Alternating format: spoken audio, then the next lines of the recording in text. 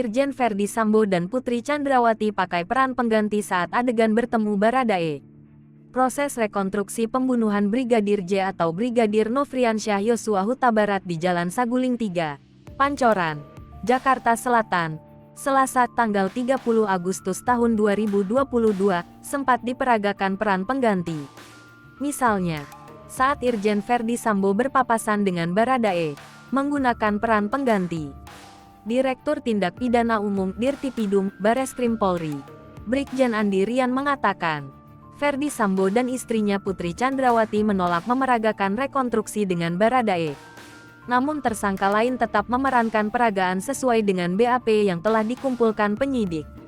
Peran pengganti ini untuk mengakomodir keterangan Verdi Sambo saat berada di lokasi sebelum Brigadir Yosua dibunuh. Sebelumnya, para tersangka seperti Bribka Riki, Kuat Maruf dan istri Irjen Verdi Sambo menjalani rekonstruksi awal di rumah dinas Kompleks Polri Duren 3, Mampang, Jakarta Selatan pada Selasa tanggal 30 Agustus tahun 2022.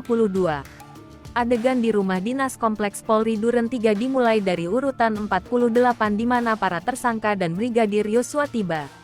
Pada adegan 48A, mobil berhenti dan menurunkan Putri Chandrawati, Kuat dan asisten istri Verdi Sambo. Kemudian, adegan 48B, Brigadir Yosua turun dari mobil Kijang Innova hitam dan langsung menuju pintu masuk.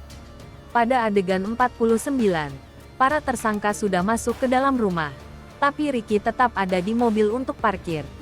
Adegan 50, Brigadir Yosua Huta Barat keluar rumah menegok ke arah mobil dan melihat ada Riki, lalu masuk lagi ke dalam kediaman Irjen Verdi Sambo.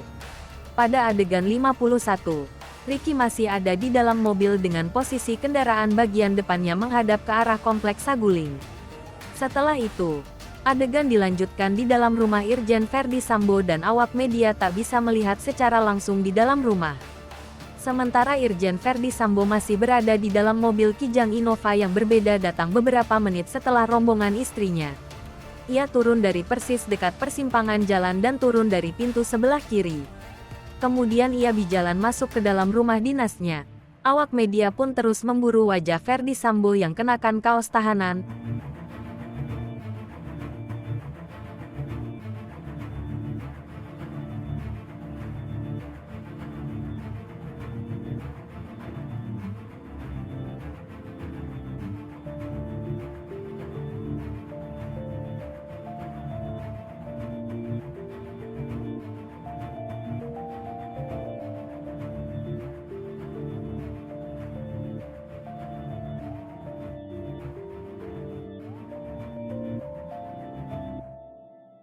Hai pemirsa Sri Popo TV, jangan lupa komen, like, dan subscribe, serta tonton terus berita-berita terupdate lainnya ya.